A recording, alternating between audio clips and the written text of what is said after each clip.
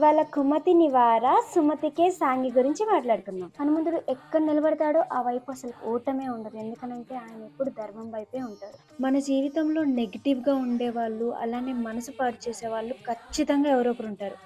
అలానే సుగ్రీవుడి జీవితంలో వాలి.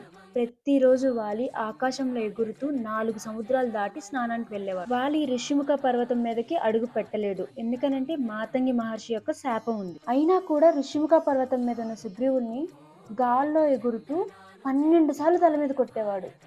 ఈ పరిస్థితిని చూసిన హనుమంతుడి గురువు సూర్యదేవుడు సుగ్రీవుణ్ణి కాపాడటానికి హనుమంతుడిని పంపిస్తాడు. హనుమంతుడు అడుగు పెట్టగానే ఆటే ఆగిపోయింది. ఆ తర్వాత వాలి తనడానికి వచ్చినప్పుడు హనుమంతుడు గాల్లోనే కాలు పట్టేస్తాడు.